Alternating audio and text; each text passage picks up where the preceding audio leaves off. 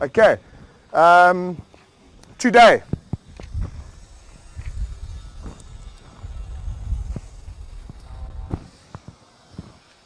Today's inquiry changed my life. Forever. I've never been back since. That's how important today is.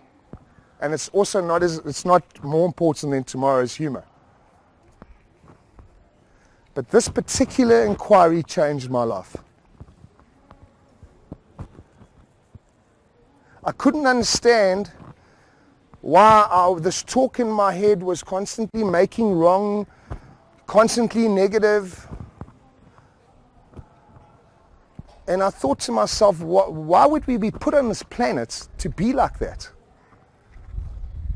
And for me personally, I also wanted to be acknowledged.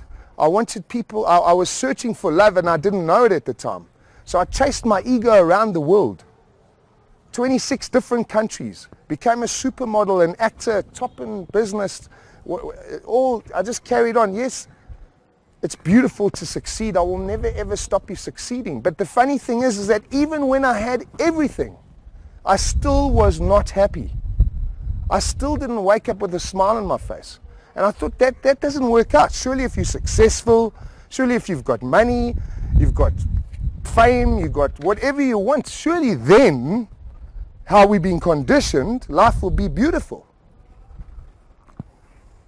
And it didn't. I was walking down runways, opening up Gucci in a G-string. It's like the highest accolade for a male model. On billboards around the world, in Calvin Klein billboards, movies in Hollywood. And in the corporate world, the same thing. And then in rugby, the same thing. And from when I was a little kid, the same thing. And I thought, but how is it possible that the guy serving tea is happier than me? How is it possible that the guy serving tea is not in complaint about life? And he's got no legs. And this was for me personally, a journey that I wanted to discover. I was also brought up very religious. And at no stage of this retreat ever will I make that religious, because the wisdom of love has got foundations everywhere, wherever we don't even know, to support us to find love. And so in religion too is the next portal to find what I'm sharing with you on the last day of love.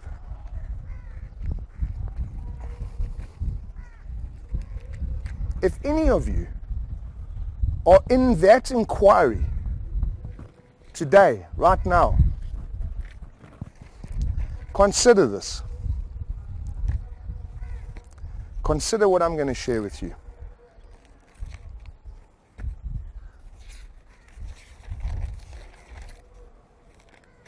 Your ability to think is extraordinary. Your ability not to think is even more extraordinary.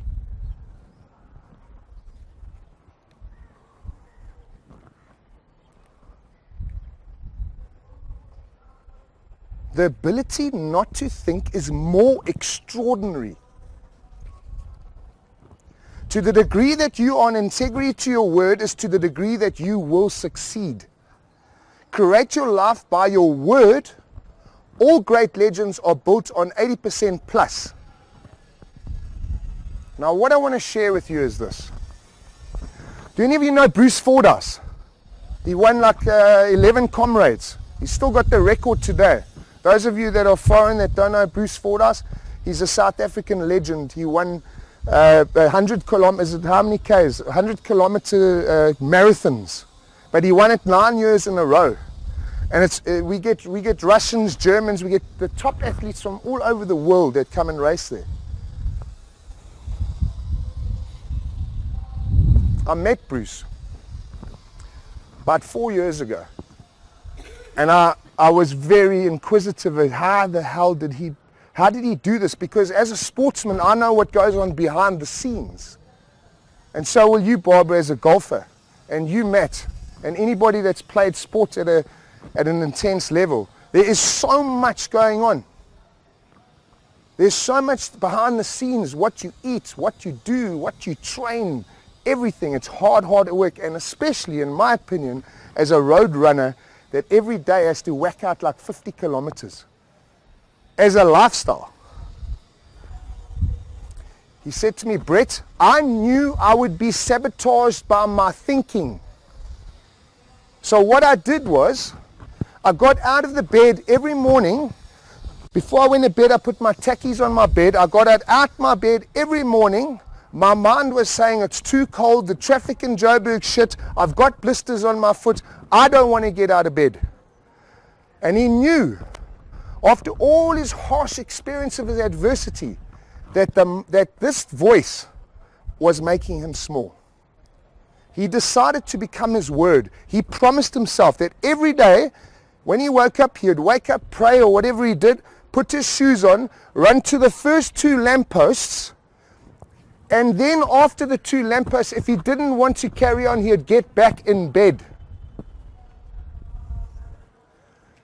Guess how many times he got back in bed? Mind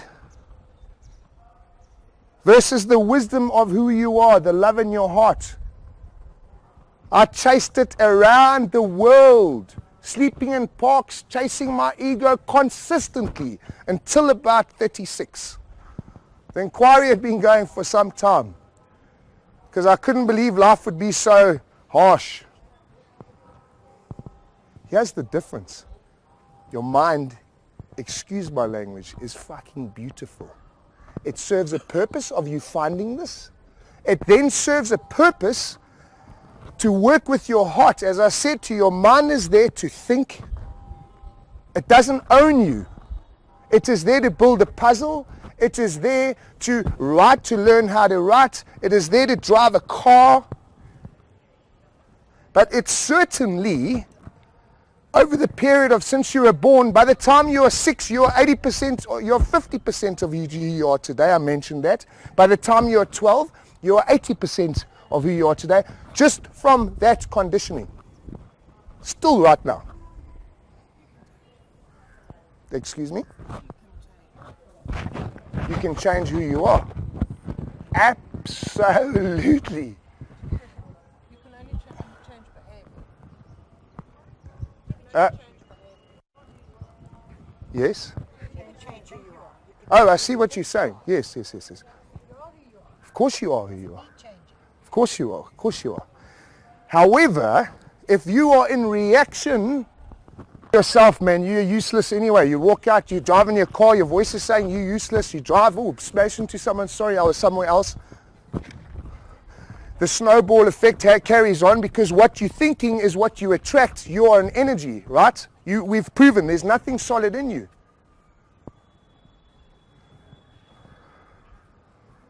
So now, if you are in the mind, you are attracting all these things in your life. Negativity.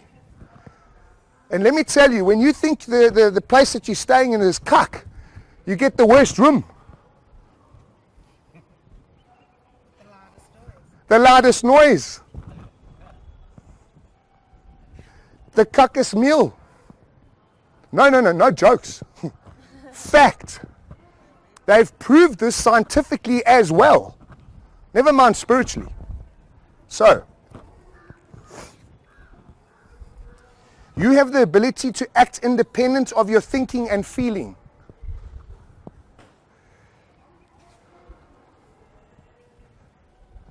To get that, you can still live independent of your thinking and feeling. In other words, the last time I jumped off a rock, I broke my wrist. Right? Oh shit, it's going to happen again. I'm scared. I'm not going to do it. I walk down the thing again. I come out, I check it up. I jump off a small one first. I get back on it. The voice is still going. The possibility that I'm not that fear and that thinking and feeling. I walk back up the rocks. 3 people in front of me. What happened? If you became that thinking and feeling and you didn't let go of it, we wouldn't have the little child in you. We wouldn't have the love in you. Firstly, if I listened to everything everybody said about me and my life, I probably wouldn't be here, or I'd be hidden underneath there as a recluse in the dark. Skew teeth, big bum, whatever.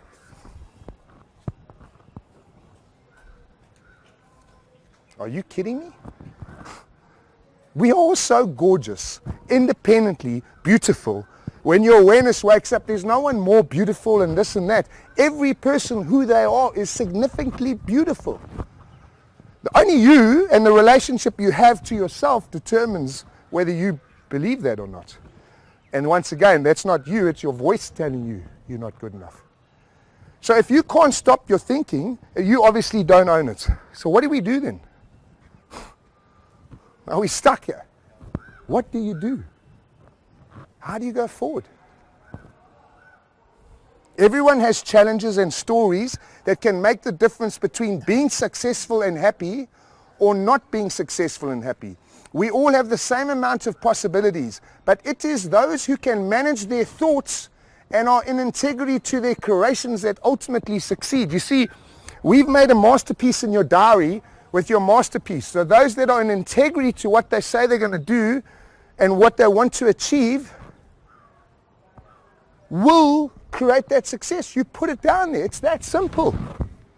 And with all the tools I've been sharing with you, it'll expedite the process. The vision board, everything that I've shared with you. Balance, gratitude, all of it.